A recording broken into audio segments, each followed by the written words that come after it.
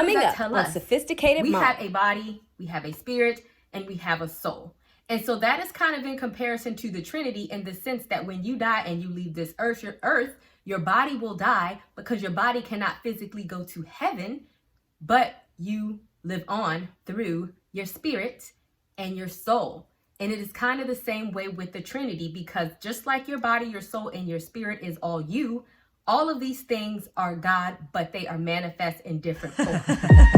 Dedication, preservation, take a look inside your salvation.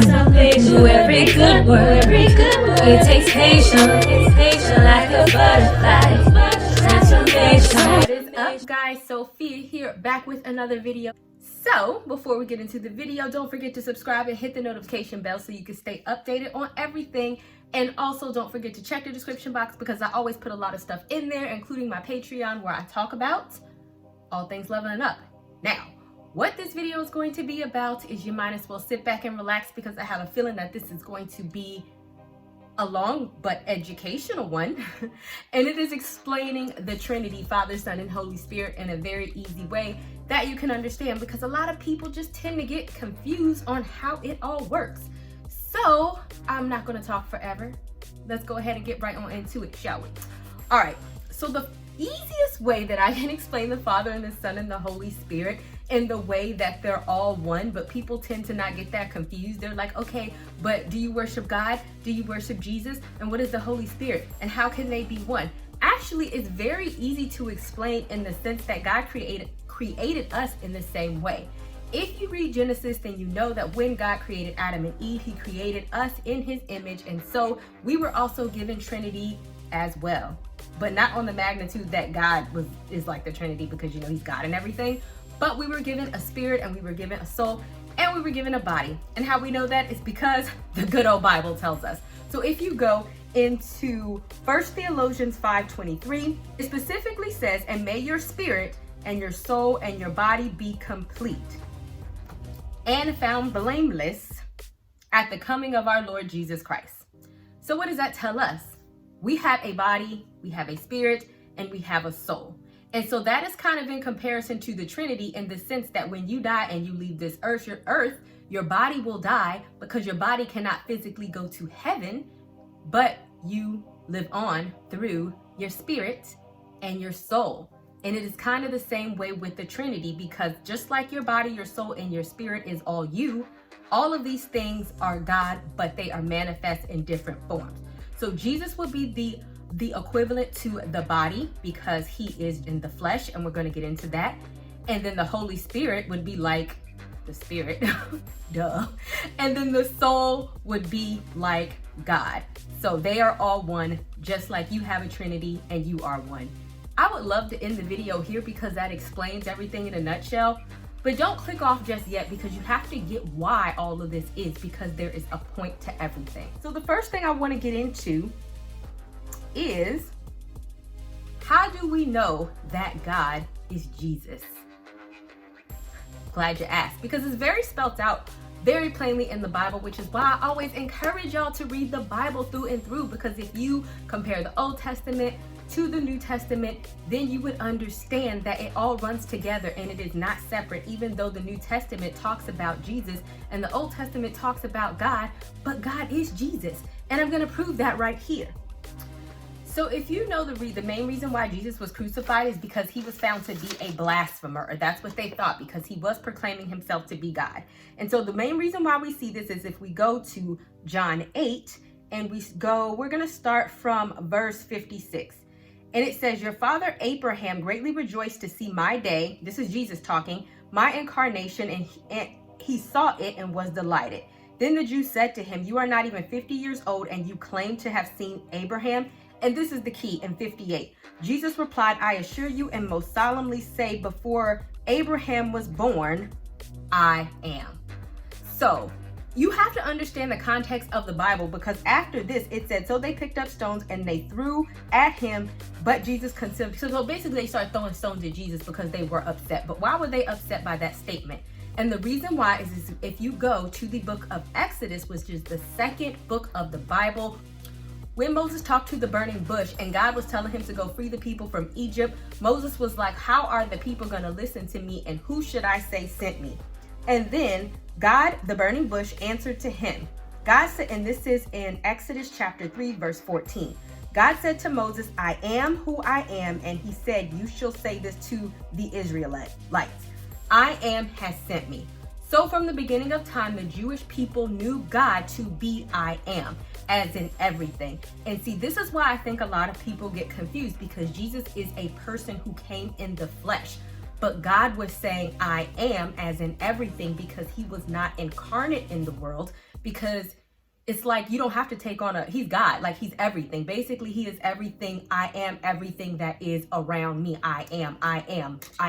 Like, I don't know how else to explain it. But when Jesus came, and the reason why he came, I'm going to put my devil video, or one of the videos, I know that sounds crazy, where I kind of explain this into detail.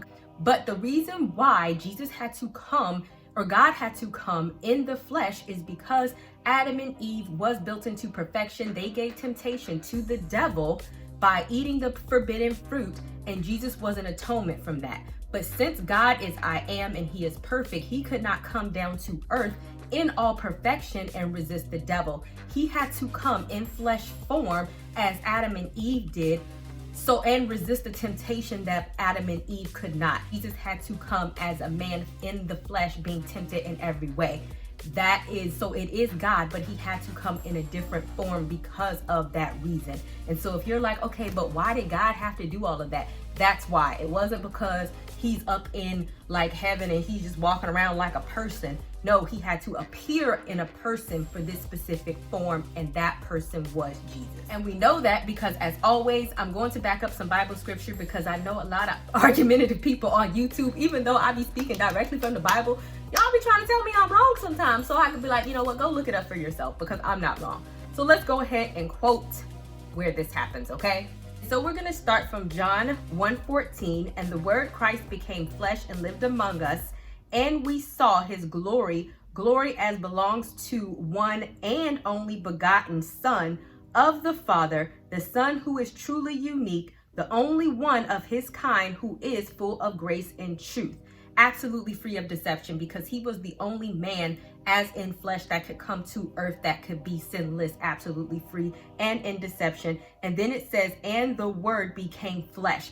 So we know that the word is the Bible, and what the word comes from is the words of God. So God is speaking through the Bible, and so they are saying God became flesh. Just like when you die, your flesh dies, your soul and your spirit, and the way that you will exist in heaven will not be like this. It won't hurt. You're not going to freaking bleed and all this other type of stuff. You are still the same person, but does this physical body go in heaven, or does it exist in heaven? No, it is in the ground, because it is an earthly body. And so then the next verse I'm going to go into is John 14:9, where one of the disciples said, Lord, show us the Father, and then we will be satisfied, because the disciples did not even understand what Jesus was. Like, he was like, I'm so confused by this right now, because it is our earthly mind not understanding it. So Jesus said to him, have I been with you for so long, and you do not know me yet, Philip, nor recognize clearly who I am?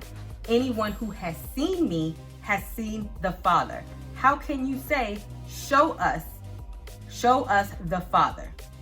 Do you not believe I am in the Father, and the Father is in me?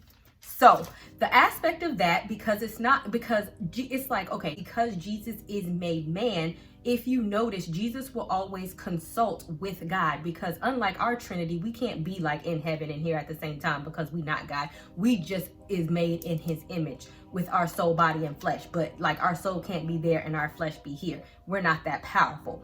But Jesus was not all-knowing in the way that Jesus was limited to the power that he had being here on earth.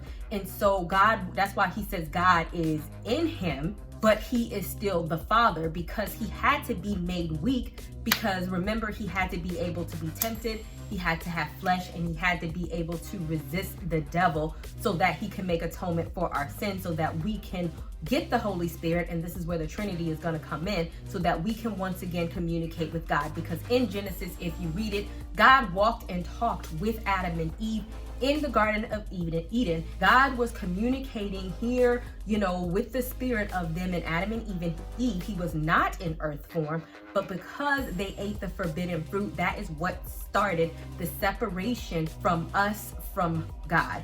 And so he had to go back and atone that in the way that Adam and Eve couldn't. So he wasn't in his full, powerful God way, because he did have to have some weakness. But he was like, I'm still the Father. The Father is still in me. You know the Father's ways because I am the Father. And to back up my point, we know that from 1 Colossians chapter 2:9, for in him, which is Jesus, in all full deity, the Godhead dwells in bodily form, completely expressing the divine essence of God. Like, I know y'all are like, well, why couldn't Jesus just fly off the cross? Okay, but he wasn't like the full powered God. He was the bodily form. And with man, we have limitations. So we can't say like Jesus and God is two different people, because I know a lot of people might feel like, okay, but if I pray, if I believe in Jesus, is that not committing idolatry, which is worshiping two gods? No, for the reason that I just explained. But of course, let's go ahead and back that up with the Bible verse. This is in 1 Corinthians 8:6. Yet for us there is but one God, the Father, who is the source of all things. Remember the I am. And we exist for him, and one Lord Jesus, by whom all things that have been created. And we believers exist and have life and have been redeemed. Remember when I talked about the atonement of Adam and Eve that Jesus had to do because they sinned and they ate in the Garden of Eden? That's the redemption that they're talking about. Through him. That was the entire point of Jesus. So that is why. So if there was no redemption that had to be done, then there would have been no Jesus. So if you are believing in Jesus, that is not idolatry, because there is one God. They're both the same, but in different forms. Gotcha. Now we're going to go into the dynamic of the Holy Spirit, which I personally feel is the easiest for everybody to grasp, because we know that Jesus had to die in order for the Holy Spirit to come in us. And once again, that is the dynamic of what happened with Adam and Eve when we were cut off from God, because God came in Adam and Eve. He was able to walk and talk with them. We know that because he was like, why did you eat the fruit? Who told you you were naked? I mean, he was just in the cool of the day. And mind you, even in Genesis, it doesn't say he was hugging them. He didn't have a body, but his presence was able to communicate with them in that way because they had not yet fell from grace. And so Jesus, when he redeemed, that was the Holy Spirit that came in us, that we were able to have that one-on-one communication once again with God. So here we're going to go to a few Bible verses, and this is going to be in 2 Corinthians 13:14. And so it says, the grace of the Lord Jesus Christ and the love of God and his fellowship. What do we think when we think of fellowship? Keep that word in mind. Of the Holy Spirit will be within you also. Just like I said, that is how we communicate with God once again. So it's kind of like a telepathy, if you will. I'm trying to explain this in a very normal way. So it's like now the Holy Spirit is like our telepathy, or the ability to speak to God's mind in a way. So that is all the Holy Spirit is, but it's not something separate. It is still a part of God, but it's just our way of like knowing what he wants to say to us. Just like if I was able to have telepathy with you, you would still be you, but I'm just able to communicate with your mind. I'm just going to back up all of it by going back to John 1:1.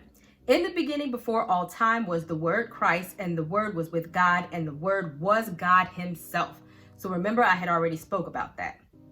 He was continuously existing in the beginning and co-eternally with God, because like we have all three, they was all together. Jesus was with God because we have a body, soul, and spirit, and we're one. That's how it was, okay?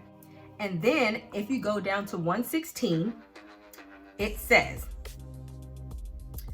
for out of his fullness, the superabundance of his grace and his truth, we have all received grace upon grace, spiritual blessings upon spiritual blessings, favor upon him, favor and grace, and heaped upon gift. So basically what they are talking about is the Holy Spirit, because When we talk about the grace of God, we know that is the forgiveness of the sins. So if you look at the Old Testament and the New Testament, you know the way that God treats us is very different. And that is because we have been redeemed, and now we have the right to ask for forgiveness because Jesus was the ultimate sacrifice, and now we can all go to heaven. Back in the day, I don't know where they went, but in the Old Testament, God was like, he was very severe because he knew that if they were to sin or if they were to do stuff, their redemption was limited and they did not have that pathway. And so that is why, because it's like through the Old Testament, we continuously see how man falls. We cannot. Like, we are not perfect. And so once Jesus came and did that, God don't want us to habitually sin. Come on now. He tells us that we have to at least try, but it is also our way of having grace through the Holy Spirit and him to be able to tell us that we wrong. Because when they did Sodom and Gomorrah, when he's flooded the earth through Noah, I don't even know if those people knew they were wrong. I don't even know if anybody could really tell them because there was no Holy Spirit to convict them and say, what are you doing? So it's like now we know that because the Holy Spirit is able to tell us that. All right. I felt like that was a very no-nonsense, easy way for it to be explained. I really hope that you guys got that. Like, I legit feel like you should have no questions or no comments or no concerns as to why the Trinity is the same type of person and what it all means and that they're one and the same. I am more than happy to expand on this topic, but I didn't want to just include everything under the sun in this video. So if you have other questions, leave them down in the comment section and I will be happy to address them for you or create another video about this and make it into a series if that's what you want to do, because y'all know I love some Bible-based teaching. Y'all just know it makes me happy. I'm such a nerd. All right, guys, don't forget to subscribe and I will see you guys another day. I will see you guys another day, another time. Deuces, y'all.